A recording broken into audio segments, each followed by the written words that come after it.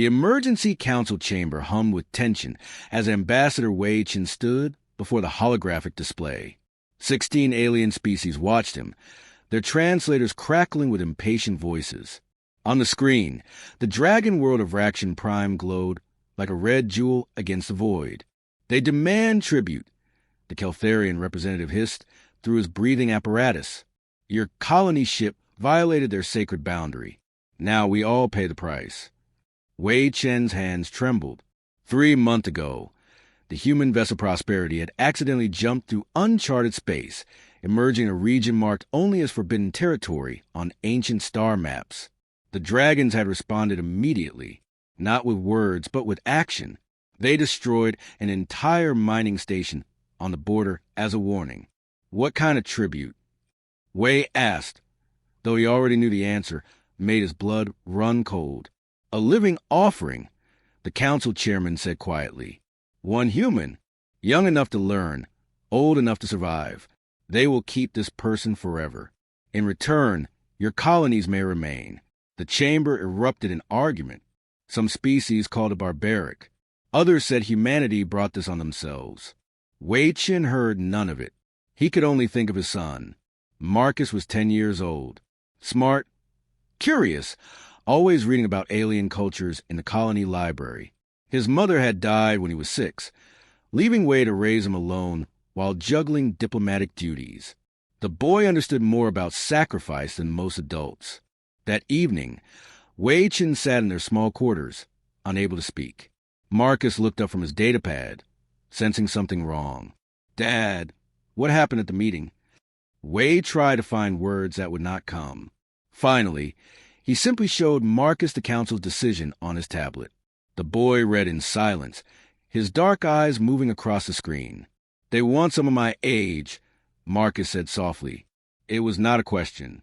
I will find another way. I will negotiate. I will offer myself instead. I will, Dad." Marcus's voice was steady, far too steady for a child. "How many people live in our colonies?" "Marcus, no." "How many?" Wei Chen closed his eyes. 42,000 across 3 worlds. Marcus nodded slowly. He set down his datapad and looked at his father with an expression that seemed ancient. "Mom always said our family serves others. That is what diplomats do, right? We make the hard choices so others do not have to. You are a child. I am the ambassador's son. I know what that means." Marcus stood and walked to the window overlooking the colony's biodomes. "If you go, who will protect our people? Who will speak for humanity in the council? But if I go, maybe I can learn something. Maybe I can be the first human to understand the dragons. Is that not what explorers do?" Wei Chen wanted to refuse, wanted to lock his son away and damn the consequences. But he also knew the dragons would not wait. They would not negotiate. They had already shown their response to defiance. The next week passed like a nightmare. Wei held his son every night, memorizing the sound of his laughter, the way he hummed while reading, the questions he asked about everything. Marcus packed a small bag with a few books, a photo of his mother, and a data crystal containing every language database humanity had compiled. "Just in case they communicate somehow," Marcus explained. "Someone has to try understanding them." The shuttle flight to the Vraxian border took 6 hours. Wei Chen accompanied his son, along with 2 council observers. They spoke little. What was there to say? The boundary was marked by a field of crystalline structures floating in space, each one massive and pulsing with inner light. The shuttle stopped at the designated coordinates. Sensors showed nothing, but everyone felt watched. Marcus hugged his father one last time. "I will be okay, Dad. Somehow I will be okay. I love you, son. I will never stop looking for a way to bring you home." "I know." The airlock cycled. Marcus stepped into the small transport pod designed for this exchange. It detached from the shuttle, drifting toward the crystalline field. Wei Chen watched through the viewport, his vision blurred with tears. Then the space around the pod rippled. Something massive moved through the void, its scales catching starlight like molten metal. A dragon. It was larger than their shuttle, impossibly graceful in vacuum. It approached the pod, and for a moment Wei Chen saw it pause, as if studying the small human child inside. Then both dragon and pod vanished into the crystal field. The shuttle returned to human space in silence. Ambassador Wei Chin filed his report, attended memorial services for a son who still lived, and tried to function while his heart remained behind in dragon territory. Marcus Chin was gone. The dragon world was nothing like Marcus had imagined. The pod carried him through walls of crystal that hummed with sounds he felt in his bones rather than heard. When it finally opened, he stumbled into a cavern so vast he could not see the ceiling. Everything glowed with inner light, reds and oranges and deep purples that pulsed like heartbeats. The heat hit him immediately. His suit's cooling system whined in protest. The air was thin, each breath a struggle. Gravity pulled at him strangely, making his steps uneven. A shadow fell across him. Marcus looked up and up and up. The dragon towered over him, easily 15 meters tall. Its scales were deep crimson with edges that looked sharp as knives. Eyes like molten gold studied him with an intelligence that was utterly alien yet somehow familiar. Marcus did what his mother had taught him about meeting new people. He bowed, showing respect. The dragon tilted its massive head. Then it made a sound, not from its mouth, but from somewhere inside its chest. The crystals around them vibrated in response. Marcus felt the sound more than heard it, a pattern of pulses that meant nothing to him. He tried speaking. "Hello, my name is Marcus Chun. I come in peace." The dragon did not react to his words. It circled him slowly, still making those strange internal sounds. The crystals sang back in harmony. Marcus realized with growing despair that the dragon was communicating, just not in any way humans understood. Days blurred together. The dragon, whom Marcus began calling Red in his mind, provided food and water. The food was strange, crystalline fruits that tasted like metal and fire. Water came from pools that glowed faintly. Red would leave for hours, returning to observe Marcus with those calculating eyes. Marcus tried everything. He spoke in every language on his data crystal. He drew pictures in the dust. He attempted sign language, musical patterns, mathematical sequences. Nothing worked. Red would watch, occasionally making those bone-deep sounds, but showed no recognition of Marcus's attempts. The loneliness was crushing. Marcus was 10 years old, alone on an alien world where nothing made sense. He cried himself to sleep most nights, clutching his mother's photo. But he was also his father's son. He refused to give up. Marcus began observing instead of trying. He watched how Red moved through the caverns, how the dragon would pause at certain crystals and create sound patterns. The crystals would respond, changing colors, shifting positions. It was not random. It was communication. He noticed smaller dragons, younger ones, doing similar things. They would approach crystals and make simpler patterns. The older dragons would respond through different crystals, teaching them. Sound was only part of it. Marcus saw flashes of light along the dragon scales, bioluminescent patterns that flickered in sequences. He noticed changes in the air, scents that seemed to carry meaning. The dragons were not speaking. They were creating multi-layered signals through sound, light, and chemistry all at once. It was impossibly complex. It would take years to learn, if he could learn at all. Then came the day everything changed. Marcus was exploring a side cavern when he heard a sound different from the others. High-pitched, panicked. He followed it and found a small dragon, barely larger than himself, trapped under a fallen crystal formation. The structure was unstable, shifting and groaning. The young dragon saw Marcus and made frantic sounds. Its scales flashed rapidly in what could only be distress. Marcus did not think. He grabbed a piece of broken crystal and used it as a lever, wedging it under formation. He pushed with all his strength, his thin arms shaking, suit servos whining.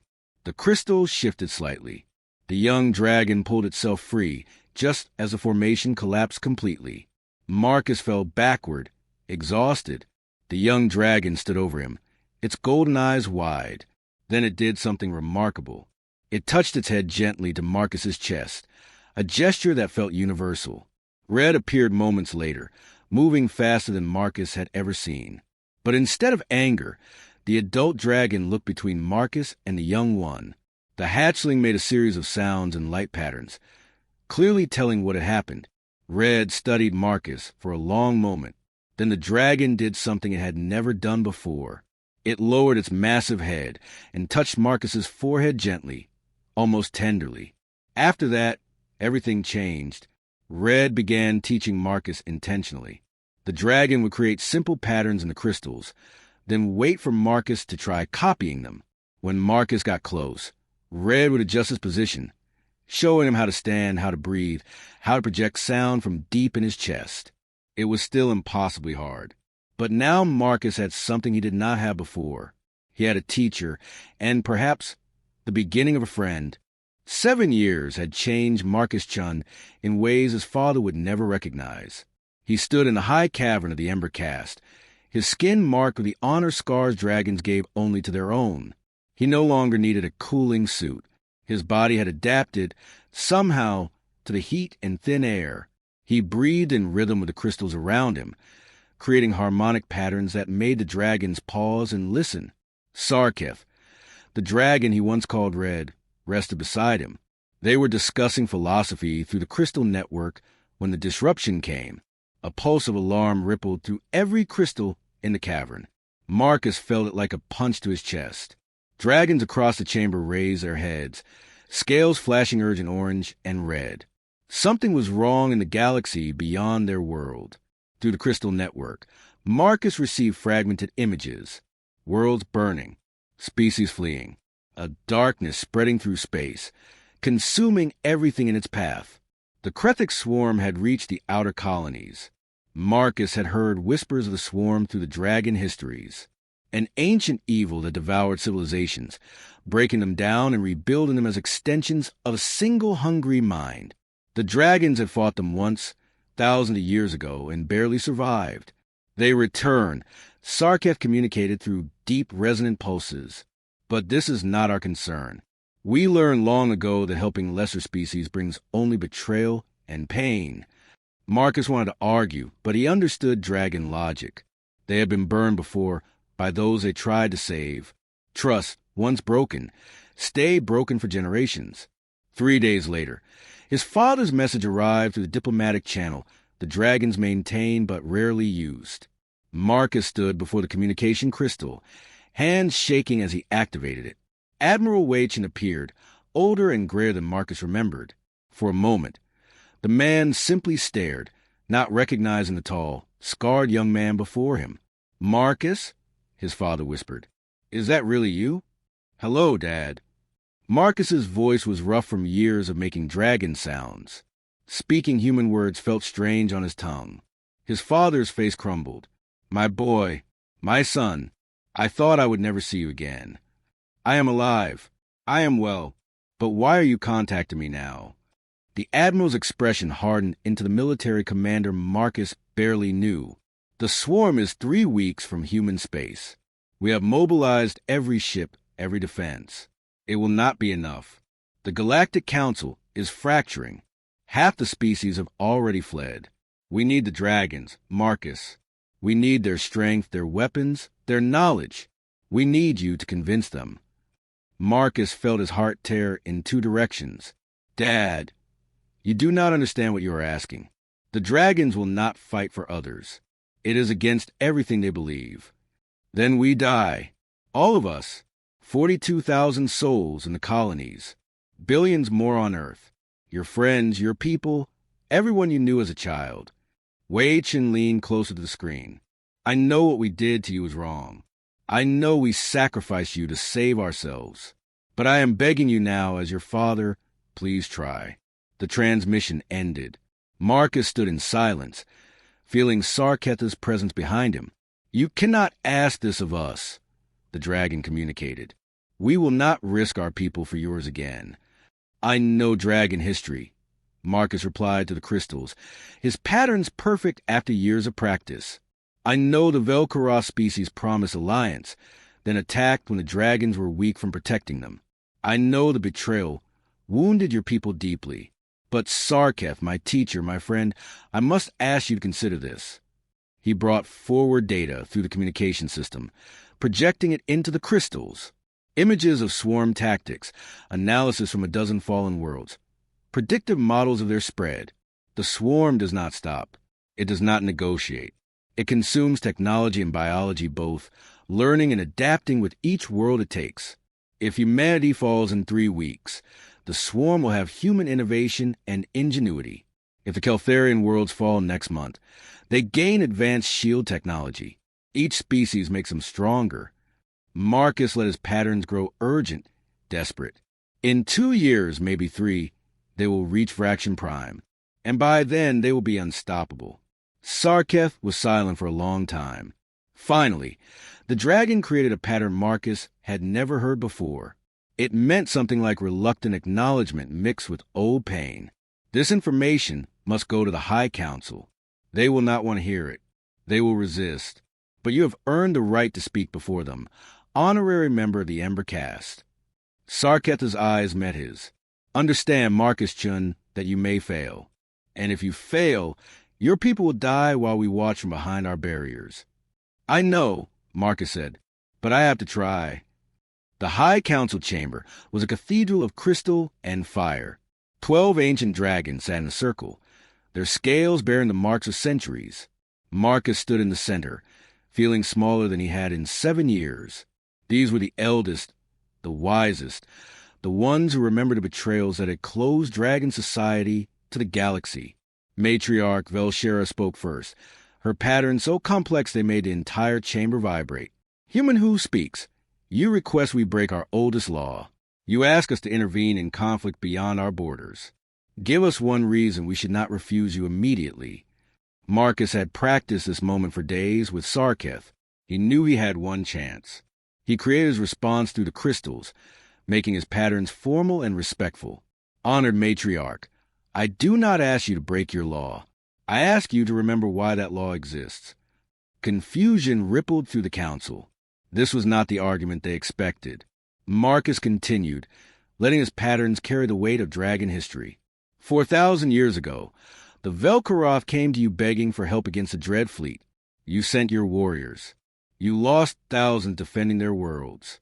And when the battle was won, the Velkaroth turned their new weapons against you, trying to claim dragon technology for themselves. You recite our shame back to us? Another council member growled, scales flashing angry red. No, honored elder, I recite your wisdom. You learn that helping those who do not understand honor brings only pain. You learn that some species cannot be trusted. You were right to isolate yourselves. Marcus paused, letting that sink in.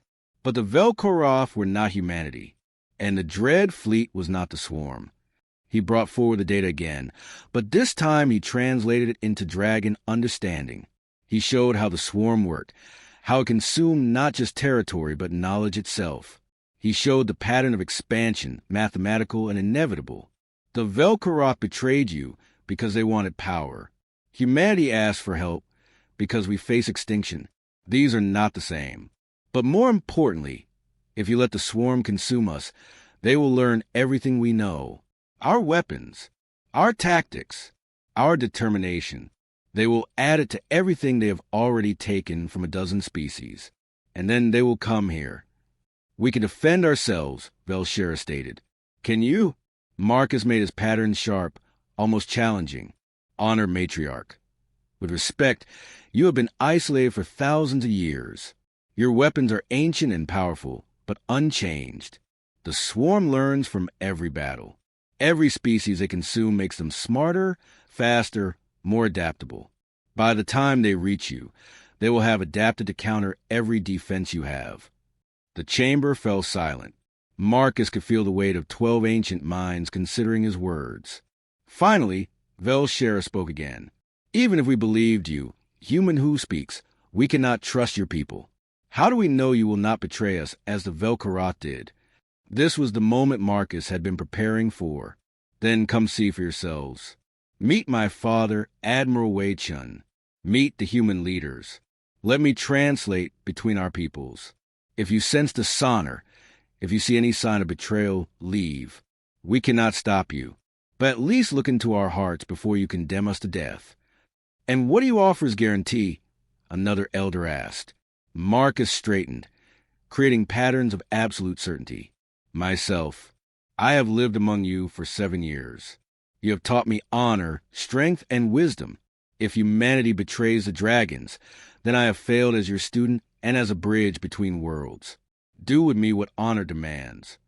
Sarketh shifted in the chamber's shadows, scales flashing concern. They had not discussed this part. Velshera regarded Marcus for a long time. "You would die for either side's dishonor?" "I would die to prevent it," Marcus corrected.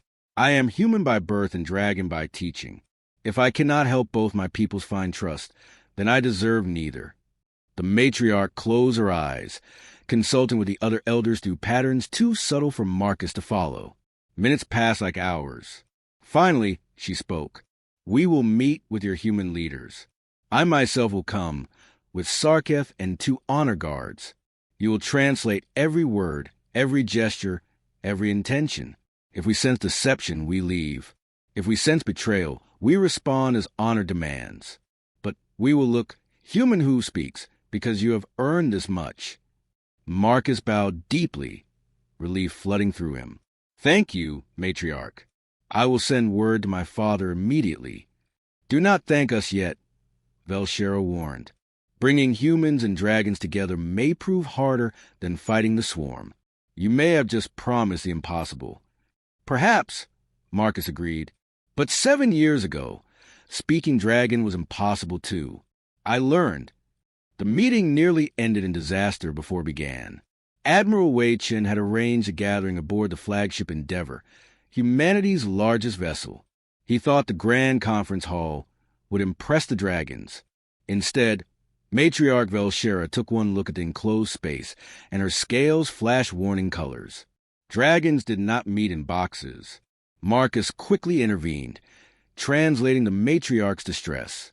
Within an hour, they relocated to an observation deck with transparent walls showing open space. Velshera's colors calmed to neutral amber, but then the human diplomats tried to shake hands. The dragons reared back, interpreting the sudden arm movements as potential attacks. Marcus threw himself between them, creating urgent calming patterns through a portable crystal array he had brought. "Humans greet through brief physical contact," he explained to the dragons. "It shows they carry no weapons, that they come in peace." To the humans, he said quickly, "Dragons consider sudden movements a challenge. Approach slowly, bow first, let them initiate any contact." His father looked exhausted already, and they had not even started talking yet. The actual negotiations took 3 days. Every sentence required Marcus to translate not just words, but entire concepts between species who thought in fundamentally different ways. When Admiral Chen said humanity needed immediate military support, the dragons heard, "Give us your strength to solve our problems." When Velshera spoke of shared honor through battle, the humans thought she meant a formal treaty with legal obligations. Marcus felt like he was building a bridge from both sides simultaneously, hoping they would meet in the middle. The breakthrough came when a young human officer, Lieutenant Sarah Torres, made a mistake. She brought forward a tactical display showing human defensive positions, but her hands were shaking, and she accidentally revealed how weak those defenses truly were. The humans had been trying to appear strong. Now the dragons saw how desperate they really were. Velshera studied the display, then created a pattern toward Marcus. "She shows vulnerability openly. This is honest. Why did your leaders not do this from the start?" Marcus translated. His father looked furious at first, then thoughtful. "Tell her that humans sometimes hide weakness, thinking it makes us appear strong. But dragons respect honest vulnerability more than false strength, don't they?" "Yes," Marcus confirmed. Wei Chen stood and bowed to Velshera. When he straightened, his face showed naked fear and hope. "Matriarch, we are terrified. We face an enemy we cannot defeat. Our weapons are inadequate. Our defenses will crumble. We are asking you to risk your warriors for people you do not know, to fight a battle that is not yet yours.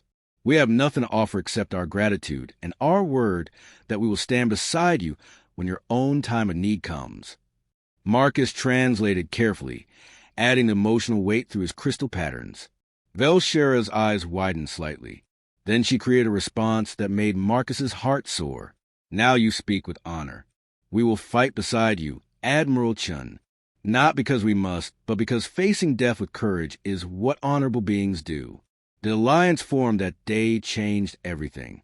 Dragons taught humans how to reinforce ship hulls with crystal matrix technology, making them resistant to swarm corruption. Humans showed dragons tactical flexibility, how to adapt strategies in real time instead of following ancient battle plans. Marcus worked around the clock, translating technical manuals, teaching dragon communication to select human officers, and explaining human psychology to dragon commanders. They had 11 days before the swarm arrived. The combined fleet gathered at the Kepler threshold, a natural bottleneck in space. 50 human ships supported by 12 dragon warcraft that each outweighed 10 human vessels. Marcus stood on the Endeavor's bridge, splitting his attention between his father's tactical displays and Sarketh's crystal communication array. The swarm came as a wave of darkness, thousands of corrupted ships moving with unnatural coordination. The battle began with a fury that shook stars. Human ships darted and weaved, drawing swarm forces into kill zones. Dragon vessels unleashed weapons that turned space itself into a weapon, creating gravitational shears and plasma storms. Marcus coordinated it all, translating urgent commands between species in real time. Dragon Flight 3, Human Squadron 7 needs cover on the left flank. He called through both systems simultaneously. All vessels. The swarm is adapting to our plasma weapons. Switch to kinetic bombardment, his father ordered, and Marcus translated before the words finished leaving Wei Chen's mouth. Hours blurred together. The swarm adapted quickly, but not quickly enough. Fighting two species who communicated and coordinated perfectly confused their hive intelligence. Then swarm boarding pods hit the Endeavor. The bridge shook. Emergency alarm screamed. Marcus saw corrupted creatures pouring through a hull breach, their bodies a nightmare mixture of technology and twisted biology. They moved toward his father and Velshera, both frozen in command positions they could not abandon. Marcus did not think. 7 years of dragon training took over. He moved faster than a human I could follow, his body responding with strength he did not know he had. He grabbed a plasma rifle from a fallen officer and fired with precision Sarketh had drilled into him through countless sparring sessions. The creatures fell, but more came. Marcus fought like a dragon in human form, protecting both his peoples with everything he had learned. A swarm blade caught his shoulder. He barely felt it. Another creature lunged at his father.